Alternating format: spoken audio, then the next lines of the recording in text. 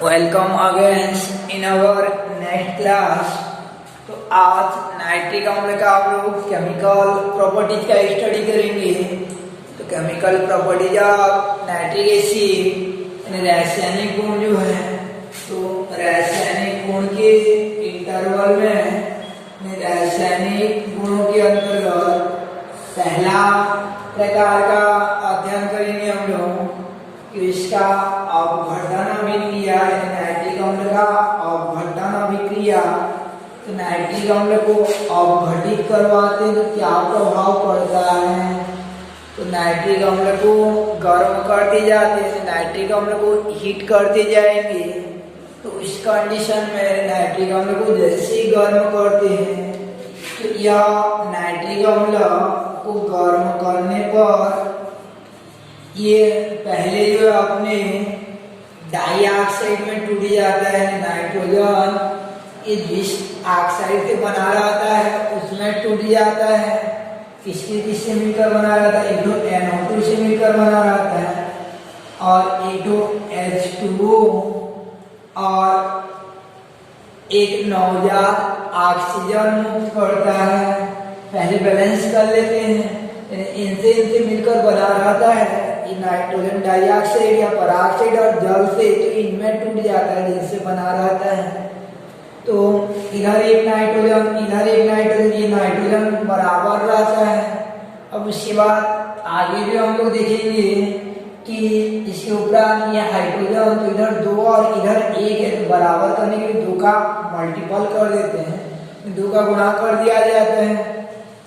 तो 2HNO3 change to, अब ये N2 हो गया तो इसके सामने 2 डाल दिया जाता है। अब 2NH3 change to 2NO2 plus H2O। अब O को काउंटिंग करते हैं तो ये 2 या 6 ऑक्सीजन हो जाता है और इधर आपका 2 दूनी 4, 1 5 ऑक्सीजन हो जाता है। तो एक नवजात ऑक्सीजन मुक्त होता है, यानी एक नवजात ऑक्सीजन मुक्त होता है। तो इस समीकरण को याद रखे रहना अच्छी तरीके से। नाइट्रिक अम्ल का किसमें अपघटन होता है, एक तो नाइट्रोजन डाइऑक्साइड में, एक जल में और एक नवजात ऑक्सीजन में। अगर आसपास में कोई ऑक्सीकृत होने के लिए नहीं रहता है तो उसी स्थिति में यह नवजात ऑक्सीजन और एक नवजात ऑक्सीजन से क्रिया करके ऑक्सीजन में परिवर्तित हो जाता है। अब क्योंकि नीचे में 2 ऑक्सीजन है, अब ऊपर में 1 ऑक्सीजन है, तो घटाने के लिए ऊपर में 2 का मल्टीपल कर दिया जाता है, 2 का गुणा कर देते हैं तो ये कट जाता है आपका। अब 2 का गुणा करेंगे तो 2 या 4 हो जाता है, 4NH3 चेंज टू ये हो जाएगा आपका 2 दूनी 4 4NO2, ये 2 यहाँ गुणा हो जाएगा प्लस 2H2O प्लस O2 हो जाता है। तो इस प्रकार से ये नाइट्रिक अम्ल के अपघटन अभिक्रिया का समीकरण हो जाता है कि नाइट्रिक अम्ल को अपघटित करवाते हैं तो वह नाइट्रोजन डाइऑक्साइड जल और ऑक्सीजन में अपघटित हो जाता है। उसके बाद दूसरा अभिक्रिया देखते हैं हम लोग, रिएक्शन विद गैस यानी क्षार से अभिक्रिया। क्योंकि नाइट्रिक अम्ल खुद एक अम्ल है तो ये क्षार से अभिक्रिया करता है। तो क्षार से क्रिया, रिएक्शन विद गैस, तो क्षार से अभिक्रिया करवाएंगे नाइट्रिक अम्ल का। जैसे क्षार के रूप में लेंगे हम लोग NaOH लेते हैं या CaOH होल ट्वाइस लेते हैं, CaOH होल ट्वाइस लेते हैं और इनका रिएक्शन जो ये नाइट्रिक अम्ल HNO3 से करवाएंगे। तो अम्ल और क्षार के परस्पर अभिक्रिया के फलस्वरूप लवण और पानी बनता है, जिसे कि उदासीनीकरण अभिक्रिया में न्यूट्रलाइजेशन रिएक्शन कहते हैं। तो ये अभिक्रिया कैसे होती है, क्षार का OH भाग लेता है और ये अम्ल का H भाग लेता है और इधर का जो धनायन हो जाता है इधर के ऋणायन से अभिक्रिया करता है। तो पहले एक H और यहाँ का OH ये अभिक्रिया करके H2O के रूप में बाहर निकल जाएंगे, यानी H2O के रूप में बाहर निकल जाता है। तो H2O के रूप में बाहर निकल जाएगा। अब बचेगा क्या आपके पास, ये Na और ये NO3। तो इस प्रकार से बन जाता है Na NO3, क्योंकि दोनों पर प्लस माइनस बराबर है तो तिर्यक गुणा करने की आवश्यकता नहीं होती है। तो इस प्रकार से Na NO3 प्लस H2O बन जाएगा। अब यहाँ पे देखिए हम लोग तो CaOH whole twice plus HNO3 रहता है, तो क्योंकि OH किससे अभिक्रिया करता है, यहाँ की S से अभिक्रिया करता है, तो इसको मैं संरचना के रूप में लिख रहा हूँ। CaOH होल ट्वाइस को ऐसा लिख सकते हैं अपन OH NCOH करके। तो क्योंकि यहाँ पे दो OH है तो एक OH एक S से अभिक्रिया करेगा और एक OH के लिए और एक HNO3 लेना पड़ता है, तो दो HNO3 लेंगे तो यहाँ से आपका यहाँ से एक H2O और यहाँ से एक H2O, यानी 2H2O बाहर निकल जाएगा। और ये Ca के साथ यहाँ पे एक NO3 मिल जाएगा और यहाँ पे एक NO3 मिल जाएगा, मीन्स बन जाता है CaNO3 होल ट्वाइस बन जाएगा, यानी CaNO3 होल ट्वाइस बन जाता है आपका प्लस 2H2O बन जाता है। तो इन अभिक्रियाओं को न्यूट्रलाइजेशन रिएक्शन यानी उदासीनीकरण अभिक्रिया कहा जाता है। तो ये दूसरा था रिएक्शन विद बेस यानी क्षार से अभिक्रिया का समीकरण, तो क्या बनता है, जल बनता है और लवण बनता है, और इन अभिक्रियाओं को उदासीनीकरण अभिक्रिया कहा जाता है। उसके बाद अगला होता है आपका कि तीसरा प्रकार का अभिक्रिया होता है रिएक्शन विद नॉन मेटल यानी अधातु से अभिक्रिया। तो अधातु से अभिक्रिया करवाते हैं नाइट्रिक अम्ल का, तो क्या क्या बनता है, तो नाइट्रिक अम्ल का अधातु से अभिक्रिया करवाएंगे। तीसरा है आपका रिएक्शन विद नॉन मेटल यानी अधातु से क्रिया, अधातु से अभिक्रिया। तो रिएक्शन विद नॉन मेटल यानी अधातु से अभिक्रिया, तो अधातु के रूप में पहला जो हम लोग इसे लेते हैं रिएक्शन विद सल्फर से अभिक्रिया करवाते हैं, सल्फर से क्रिया। तो नाइट्रिक अम्ल का सल्फर से अभिक्रिया, तो प्रत्येक अधातु से अभिक्रिया में याद रखिए ना कि नाइट्रिक अम्ल का अधातु से अभिक्रिया करवाते हैं, जैसे सल्फर से अभिक्रिया करवाते हैं HNO3 का, तो हमेशा हमेशा जो है जिस अधातु से नाइट्रिक अम्ल का अभिक्रिया करवाते हैं उस अधातु का अम्ल बन जाता है, यानी सल्फर का अम्ल बन जाएगा। सल्फर से अभिक्रिया करवाएंगे तो सल्फर का अम्ल बन जाता है, सल्फर का अम्ल के रूप में आपका बनता है H2SO4 बन जाएगा, प्लस जो पहला वाला अम्ल से अभिक्रिया करवा रहे हैं, जैसे नाइट्रिक अम्ल से अभिक्रिया करवा रहे हैं, तो उस अम्ल का ऑक्साइड बन जाता है। पहला जो अधातु का अम्ल बन जाता है और जो अम्ल लिया जाता है उसका ऑक्साइड बन जाता है। तो क्या अम्ल लिया जा रहा है, नाइट्रिक अम्ल लिया जा रहा है, तो नाइट्रोजन डाइऑक्साइड बन जाता है। और उसके बाद जो जल बाहर निकलता है, तीसरा चीज बनता है आपका जल बाहर निकलता है। तो हमेशा हमेशा याद रखे रहना कि अधातु का अभिक्रिया किसी आक्सीय अम्ल से करवाने पर, अधातु का अभिक्रिया किसी आक्सीय अम्ल से करवाने पर उस अधातु का अम्ल बन जाता है और लिया गया अम्ल का ऑक्साइड बन जाता है और जल बाहर निकलता है। तो अधातुओं से अभिक्रिया के समीकरण में कि इनसे अभिक्रिया करवाते हैं तो इस प्रकार से आपका होता है, यदि उस अम्ल बन जाता है और उसका मूल अम्ल का ऑक्साइड और जल बनता है। अब संतुलित करना है इसको हमको, तो संतुलित करते हैं। तो संतुलित करने के लिए पहले यहाँ 2 लेके देखेंगे, तो ये ऑलरेडी 4 हाइड्रोजन है, 2 में बैलेंस नहीं होगा, तो उधर 4 हाइड्रोजन, तो इसको 4 जैसे लेके देखेंगे। तो हाइड्रोजन तो बराबर है आपका, अब नाइट्रोजन देखें तो इधर 4 है, तो इसके सामने भी 4 लेना पड़ेगा। अब ऑक्सीजन को देखते हैं, काश ऑक्सीजन आ जाता बराबर तो हमारा काम बन जाता। तो ऑक्सीजन कितना, इधर 4 या 12 और इधर कितना है 2 जो 8 या 12 13 हो जा रहा है, एक्स्ट्रा हो जा रहा है आपका ऑक्सीजन जो है। तो इसको सम संख्या में बढ़ाते जाते हैं। अब इसको 6 लेके देखते हैं, तो 6 अब यहाँ पे जितना लिया जाता है ये NO2 के सामने भी उतना लेते हैं, तो 6NO2 हो जाएगा आपका। अब O को देखते हैं, ऐसे O को देखा जाता है, यानी H और N बराबर होने के बाद O को देखते हैं।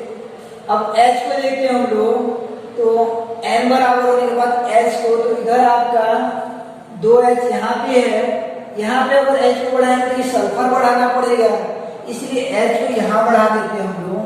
जल वाला में H को बढ़ाया जाता है, तो कुल मिलाकर कितना H हो गया 6, और इधर चारों 6H हो गया, N 6 हो गया। अब O देखते हैं, 6 या 18, इधर कितना हो गया 4 और 6 दूनी 12, 4 16 और 2 18, तो इस प्रकार से करेक्ट आ जाता है। तो ऐसे आप लोग अभिक्रिया करवाएगा ना कि आयोडीन से अभिक्रिया करवाना, दूसरे आपने आयोडीन से अभिक्रिया करवाना, तो ये HiO3 में बदल जाता है, आयोडीन अम्ल में बदल जाता है। ऐसे तीसरा फास्फोरस से अभिक्रिया करवाएगा ना, तो ये बदलता है आपका यानी फास्फोरिक अम्ल में बदलता है, जैसे सल्फर सल्फ्यूरिक अम्ल में। तो ऐसे आयोडीन आयोडिक अम्ल में बदल जाता है, फास्फोरस जो फास्फोरिक अम्ल में। जिस अधातु से अभिक्रिया करवाते हैं उस अधातु का अम्ल बन जाता है, सल्फर लेंगे तो सल्फ्यूरिक अम्ल, नाइट्रोजन लेंगे तो नाइट्रिक अम्ल प्राप्त हो जाता है। तो ये अधातु से अभिक्रिया का समीकरण हो जाता है। ऐसे कार्बन से अभिक्रिया करवाएंगे, चौथा कार्बन से अभिक्रिया करवाएंगे तो ये कार्बनिक अम्ल में बदल जाता है, जैसे C+HNO3, तो ये किसमें बदलेगा, यानी यहाँ पे H दिया गया तो H2SO4 बना है, C लिया जाता है तो H2CO3 बन जाता है, कार्बनिक अम्ल। और क्या बनता है, ये दोनों हमेशा कॉमन बनते हैं, NO2 बनेगा और आपका H2O बनेगा, NO2 बनेगा और H2O बनेगा। अब संतुलित करना है तो उधर कितना हाइड्रोजन हो गया 2 2 4, इसके सामने 4 ले जाते हैं, अब इसके सामने भी 4 लेना पड़ेगा। अगर बराबर हो जाता तो बढ़ाना नहीं पड़ेगा आपका, तो 4 या 12 ऑक्सीजन, इधर कितना हो गया आपका 2 2 8 3 11, फिर 12 ऑक्सीजन बराबर हो जाता है। उसमें थोड़ा ये याद रखना, इसको इसलिए बताया गया है कि ये H2CO3 जो है अस्थायी यौगिक होता है।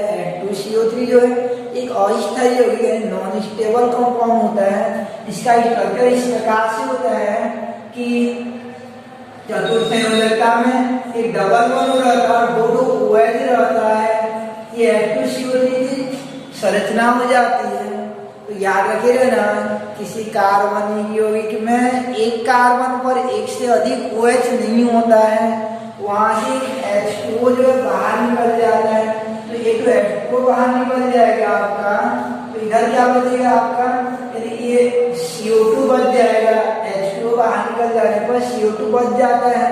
तो हमेशा हमेशा ये HNO3 के प्लेस पर लिखते हैं हम लोग, यानी HNO3 के स्थान पर लिखते हैं ये H2CO3 के स्थान पर लिखते हैं H2O + CO2 लिखते हैं। अब ये H2 और पहले से एक H2 है तो क्या हो जाएगा आपका 2H2 हो जाता है। तो इस प्रकार से ये कार्बन से अभिक्रिया का समीकरण हो जाता है। तो हमेशा याद रखिएगा, जिस अधातु से अभिक्रिया करवाते हैं उस अधातु का अम्ल बन जाता है। तो इसके बाद जो है उस अधातु का अम्ल बनने के पश्चात यानी मूल अम्ल का ऑक्साइड बनता है और जल बनता है।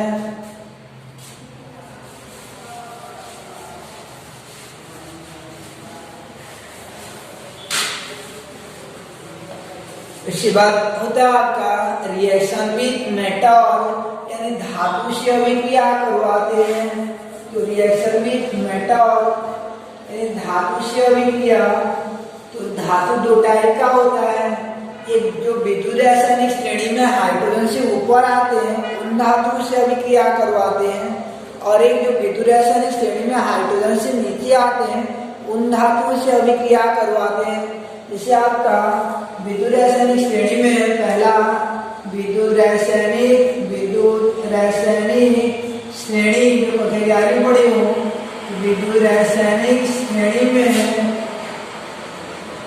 हाइड्रोजन से ऊपर आने वाले धातु से अभिक्रिया, हाइड्रोजन से ऊपर आने वाले और आने वाले ऊपर वाले धातु से अभिक्रिया, तो ऊपर वाले धातु से अभिक्रिया करवाते हैं। जैसे मैग्नीशियम हो जाता है, सोडियम हो जाता है, तो हमेशा विदुरासन श्रेणी में हाइड्रोजन से ऊपर आने वाले धातु का किसी भी अम्ल से अभिक्रिया करवाया जाता है। तो याद रखिए ना, हमेशा हमेशा वहां से हाइड्रोजन गैस बाहर निकल जाती है, यानी यहाँ का H को ये प्रतिस्थापित कर देता है श्रेणी में ऊपर आने वाला धातु। तो H जो अकेला H के रूप में नहीं निकलेगा, H2 के रूप में बाहर निकलता है, H2 के रूप में बाहर निकलता है। और इसको 2 मोल लेना पड़ेगा ऐसा में कि ये NO3 जो होता है आपका, ये Mg के साथ अभिक्रिया कर लेता है। रियल में जो है ये Mg पहले जो है Mg2+ और 2 इलेक्ट्रॉन में कन्वर्ट होता है। ये दोनों इलेक्ट्रॉन को जो है ये दोनों H+ और H+ ले जाते हैं और H2 के रूप में बाहर निकल जाते हैं। और ये Mg2+ जो है ये NO3 के साथ अभिक्रिया करके, दोनों NO3 के साथ अभिक्रिया करके MgNO3 होल ट्वाइस में बदल जाता है, क्योंकि मैग्नीशियम द्विसंयोजी तत्व है, इसलिए 2 ठो ऋणायन यानी एक एकल आवेश वाले 2 ऋणायन से संयुक्त होता है। इस प्रकार से आपका इस श्रेणी में ऊपर आने वाले धातु से अभिक्रिया करवाते हैं, तो उस धातु का नाइट्रेट प्राप्त होता है और हाइड्रोजन गैस बाहर निकलती है। इस हाइड्रोजन गैस का उपयोग जो है गुब्बारों में भरने के लिए किया जाता है। गुब्बारा जो ऊपर चली जाती है वो हाइड्रोजन गैस के कारण होती है, क्योंकि हाइड्रोजन बहुत ही लाइटली गैस रहती है, तो इस कारण से वह ऊपर चली जाती है आपका। तो यानी जब हमको हाइड्रोजन की आवश्यकता होती है तो किसी धातु के छड़ को ये अम्ल में डुबा देते हैं, तो उसी स्थिति में वो धातु क्या करता है, यानी अभिक्रिया करके हाइड्रोजन गैस रिलीज करता है। उसका उपयोग जो हम लोग बाजार वगैरह में देखते हैं कि गुब्बारा वगैरह में भरने के लिए किया जाता है।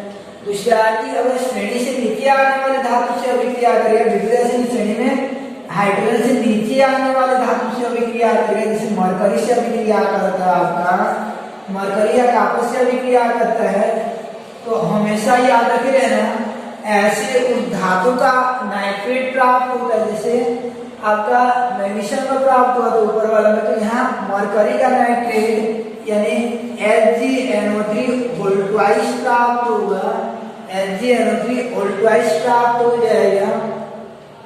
और केवल हाइड्रोजन गैस बाहर नहीं निकलते, साथ साथ जो है यहाँ से इस अम्ल का ऑक्साइड भी बाहर निकलती है, यानी NO2 बाहर निकलती है और जल बनता है। इसमें वो नहीं बनता आपका हाइड्रोजन गैस नहीं बनता है, अब तो जल बनता है कि H2O बन जाता है।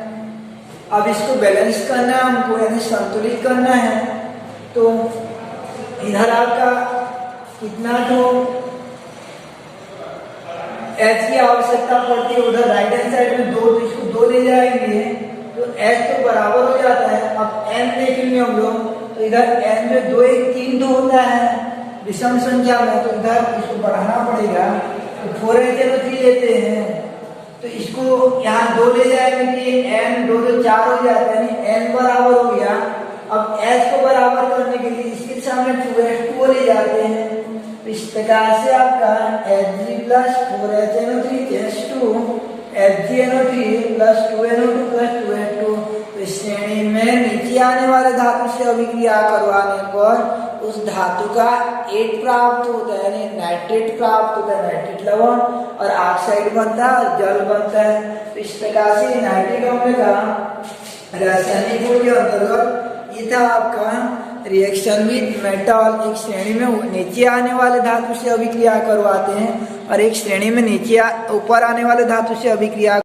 तो नाइट्रिक अम्ल का आगे जो है कि कार्बनिक यौगिकों से अभिक्रिया का समीकरण देखते हैं, इन रिएक्शन विद ऑर्गेनिक कंपाउंड। तो चौथा है आपका या 5वां बिंदु, पहले था अपघटन, दूसरा जो है आपका था कि अधातु से अभिक्रिया, तीसरा धातु से अभिक्रिया हो जाता है, और चौथा देखते हैं कि कार्बनिक यौगिक से अभिक्रिया, यानी कार्बनिक यौगिकों से अभिक्रिया, कार्बनिक यौगिक ऑर्गेनिक कंपाउंड से रिएक्शन करवाते हैं। तो पहला जो है ऑर्गेनिक कंपाउंड के रूप में, मेटालिक कंपाउंड के रूप में जो है, ऑर्गेनिक कंपाउंड के रूप में पहला जैसे ग्लिसरीन से अभिक्रिया करवाते हैं, ग्लिसरीन से अभिक्रिया। तो ग्लिसरीन का फार्मूला क्या होता है आपका कि CH2 CH2OH रहेगा। फिर दूसरा 3 CH2 लेंगे, पहला दूसरा पहला तीसरा पर OH और ये बीच में एक H हटाकर OH डाल देते हैं, इसे ग्लिसरॉल या ग्लिसरीन कहा जाता है। इसका नाइट्रिक अम्ल से अभिक्रिया करवाएंगे। नाइट्रिक अम्ल होता है आपका HNO3 होता है, या नाइट्रिक अम्ल को लिख सकते हैं हम लोग OHNO2 रूप में लिखा जा सकता है, OHNO2 रूप में लिख सकते हैं। तो OHNO2 के फॉर्म में लिखेंगे तो ये वाला आपका OH और NO2 से अभिक्रिया करवाते हैं। तो ऐसे कंडीशन में यहाँ का OH और ये H जो है अभिक्रिया में भाग लेता है, तो ये तीनों जगह से OH हटाना रहता है, 3HNO3 ले जाते हैं और यहाँ से आपका CH2 बाहर निकल जाता है। अब जो बचे यहाँ का 3H और ये 3OH, CH2 जो रिमूव हो जाता है, बाहर निकल जाएगा। अब ये ONO2 जो यहाँ जुड़ जाता है, दूसरा वाला बीच में जुड़ जाएगा, तीसरा वाला नीचे जुड़ जाता है।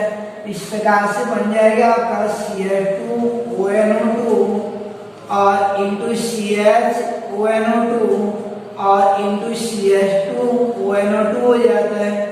तो इसको कहा जाता है ट्राइनाइट्रोग्लिसरीन कहा जाता है, इसका नाम होता है ट्राइनाइट्रोग्लिसरीन हो जाता है, ट्राइनाइट्रोग्लिसरीन हो जाता है, जिसका उपयोग जो डायनामाइट बनाने के लिए किया जाता है।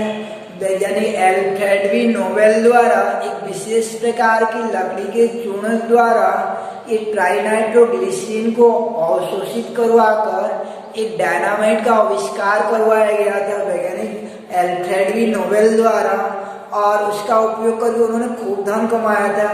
लेकिन याद रखिए ना, किसी कार्बनिक यौगिक में एक से अधिक नाइट्रो ग्रुप हो जाने पर, NO2 ग्रुप हो जाने पर वो विध्वंसकारी या विस्फोटक रहते हैं। तो अचानक वो डायनामाइट जो विस्फोट हो गया और उससे अधिक यानी लगभग हजारों जनधन की हानि हो गई, क्षति पहुंच गई। तो उन्हें बहुत ज्यादा पछतावा हुआ कि आखिर मैंने क्या का आविष्कार कर दिया बोल के। तो इसके आधार पर जो उन्होंने कि अपने पछतावा का निराकरण करने के लिए 6 विशेष क्षेत्रों में अपने नाम के आधार पर एक पुरस्कार रखा उन्होंने, जैसे कि नोबेल पुरस्कार नाम दिया उन्होंने कि साहित्य, चिकित्सा, अर्थशास्त्र, भौतिक, रसायन और शांति, इन 6 क्षेत्रों में जो उत्कृष्ट कार्य करते हैं वैज्ञानिक अल्फ्रेड बी नोबेल के आधार पर उन्होंने ये पुरस्कार नाम दिया, जैसे कि नोबेल पुरस्कार के नाम से जाना जाता है। इस प्रकार ग्लिसरीन से अभिक्रिया करवाने पर ट्राइनाइट्रोग्लिसरीन प्राप्त हो जाता है। अगर हम लोग ये नाइट्रिक अम्ल का अभिक्रिया जो है इसी कार्बनिक रिएक्शन के अंतर्गत अगर मान लीजिए हम लोग अभिक्रिया करवाते हैं नाइट्रिक अम्ल का दूसरा बेंजीन से, तो बेंजीन से रिएक्शन करवाते हैं, रिएक्शन में बेंजीन, तो बेंजीन का फार्मूला होता है C6H5, C6H6 हो जाए तो प्रत्येक कोने पर एक तो H रहता है। इसका अभिक्रिया नाइट्रिक अम्ल से करवाते हैं तो कार्बनिक यौगिक में ये OH NO2 के रूप में रहता है। तो यहाँ का OH और यहाँ का H जो बाहर निकल जाता है अभिक्रिया में, और जल को बाहर निकालने के लिए निर्जलीकारक के रूप में उपयोग किया जाता है। कॉन्सेंट्रेट H+ का उपयोग करते हैं, CONC रहता है, यानी कॉन्सेंट्रेट H+ का उपयोग करते हैं। सांद्र अम्ल जो रहते हैं वो जल को लेने वाले रहते हैं, जल को अपने में अवशोषित कर लेते हैं। तो यहाँ का OH और यहाँ का H कुल मिलाकर H2 जो है रिमूव हो जाता है और बन जाता है आपका कि ये NO2 को नाइट्रो ग्रुप कहा जाता है, और ये रिंग के साथ जुड़ा रहता है, इसका नाम पड़ता है नाइट्रोबेंजीन पड़ता है। अब यहाँ से यहाँ OH यहाँ बाहर निकल गया है। और एक बार इसका अभिक्रिया करवा लेते हैं HNO3 से। तो जब भी दोबारा इसी का अभिक्रिया करवाया जाता है तो इसको एरो के ऊपर लिखा जाता है। एरो के ऊपर जो लिखा गया है यह जो आपका उत्प्रेरक नहीं है अपितु रिएक्टेंट है यानी अभिकारी है। तो ये अभिक्रिया करता है, ये मेटा स्थिति पर अभिक्रिया करता है, एक को छोड़कर जो है। तो यहाँ पे अभिक्रिया क्यों यहाँ अभिक्रिया करेगा वो कार्बनिक रसायन पढ़ेंगे। तो यहाँ का H और ये OH यानी H2 रिमूव हो जाता है और बन जाता है आपका C6H4 NO2 हो जाता है यानी 1,3 डाइनाइट्रोबेंजीन हो जाता है। अगेंस्ट इसका फिर एक बार अभिक्रिया करवा लेते हैं HNO3 से यानी HNO3 से OH NO2 से। तो ये OH और ये 5वें नंबर का H बाहर निकल जाता है H2O और बन जाता है आपका इस प्रकार से बन जाएगा NO2 और यहाँ पे NO2।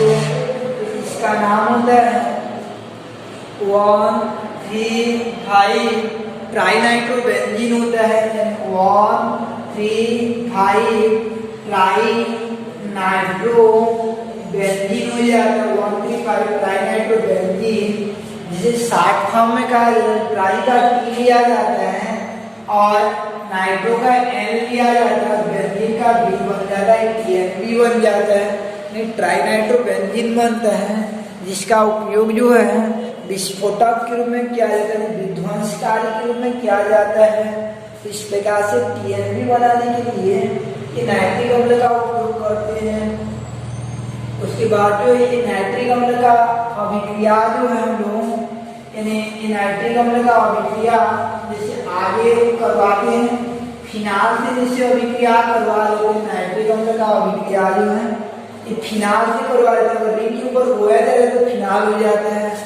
अब ये OH अभिक्रिया जो यहाँ पे करता है यानी कब यहाँ करता है कब यहाँ करेगा वो कार्बनिक में पढ़ेंगे। तो ये एकल वर्ण वाला जब क्रियात्मक समूह रहता है तो अभिक्रिया ये आर्थो स्थिति पर होता है, इसको आर्थो कहते हैं, इसको मेटा नीचे वाला को पैरा कहते हैं। तो यहाँ से H2O बाहर निकल जाएगा तो बन जाता है ये OH NO2 बन जाता है।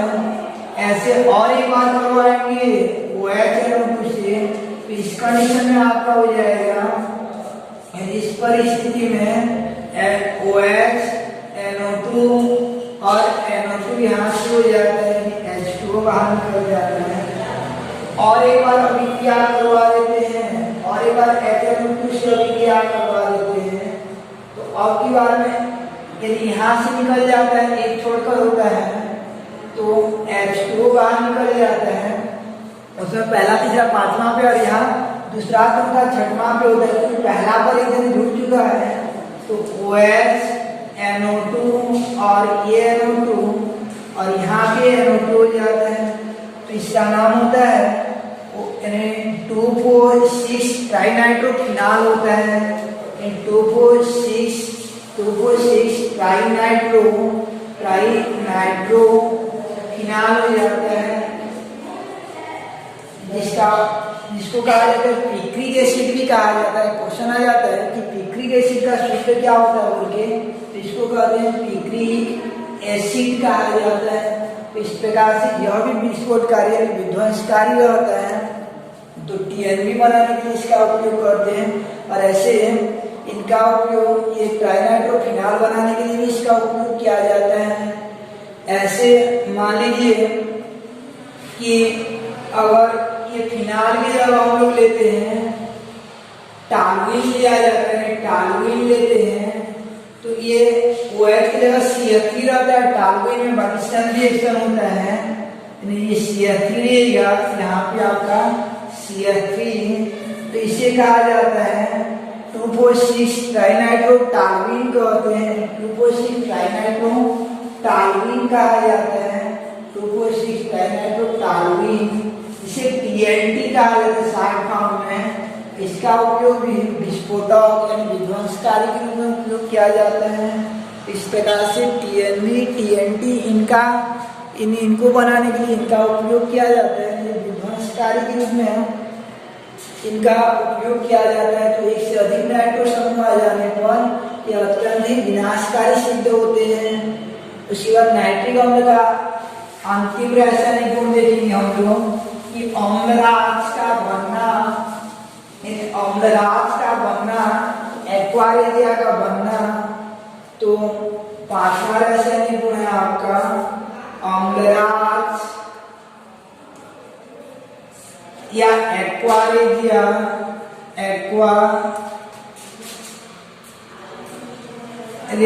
का बनना। एक्वारेजिया किस प्रकार से बनता है उसको देखते हैं, अम्लराज या एक्वारेजिया।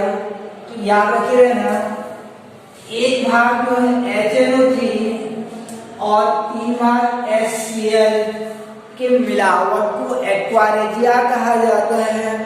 तो एक भाग जो है HNO3 और 3 भाग जो है HCl की मिलावट को एक्वारेजिया कहते हैं। याद कैसे करते हैं कि HNO3 में 3 आ चुका है ना, तो उसके सामने 3 नहीं रहेगा, ये याद करना है। तो HNO3 और HCl इनके मिलावट को 1:3 में मिलावट को एक्वारेजिया कहते हैं, एक्वारेजिया कहा जाता है। तो इनका ये एक्वारेजिया जो है किस प्रकार से, यानी इस एक्वारेजिया का उपयोग कैसे करते हैं। तो नाइट्रिक अम्ल को HCl के साथ 1:3 में मिलाने पर एक्वारेजिया बनती है।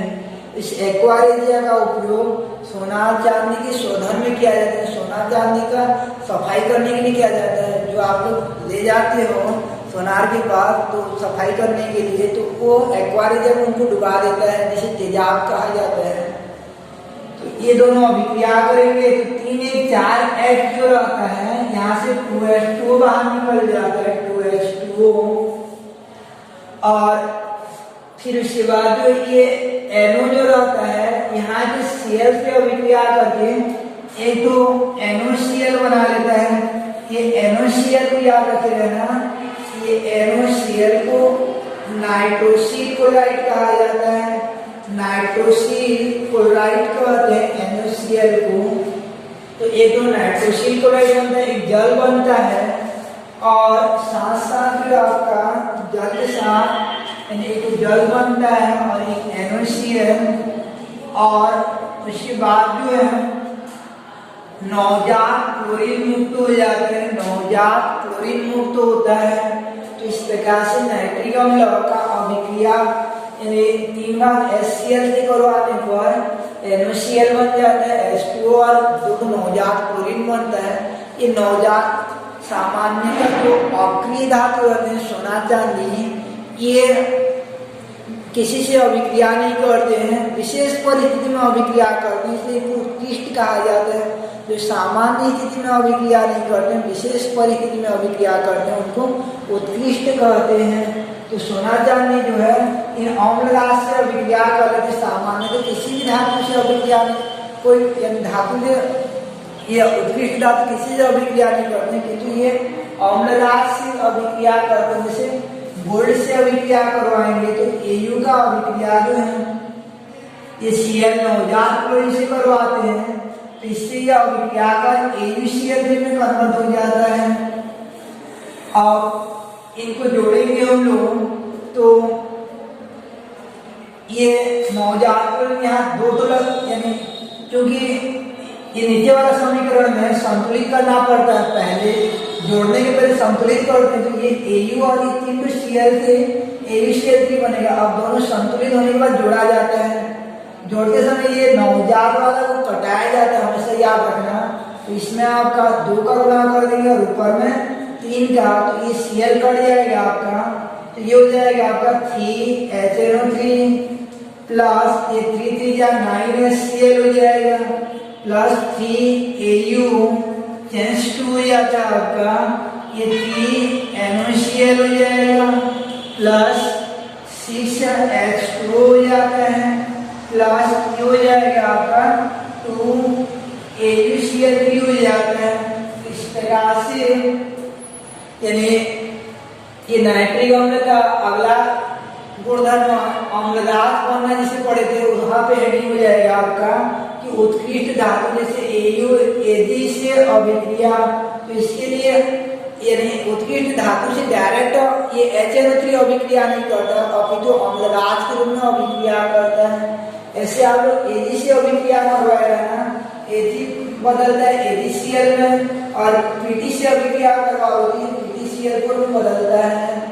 तो ये था आपका उत्कृष्ट धातु डायरेक्ट नाइट्रिक अम्ल से आप अभिक्रिया नहीं करते हैं, अपितु ये अभिक्रिया करते हैं आपका अम्लराज से अभिक्रिया करते हैं। और अम्लराज क्या होता है, 1 मोल HNO3 और 3 भाग HCl की मिलावट को अम्लराज कहते हैं। अब ये नाइट्रिक अम्ल का उपयोग थोड़ा देख लेते हैं। तो नाइट्रिक अम्ल का उपयोग उर्वरक बनाने में किया जाता है, यानी उर्वरक के रूप में किया जाता है, और सोना चांदी के शोधन में अम्लराज के रूप में किया जाता है। तो ये था आपका नाइट्रिक अम्ल का उपयोग विस्फोटक बनाने में किया जाता है। कल चैप्टर का आगे भाग को देखेंगे फिर।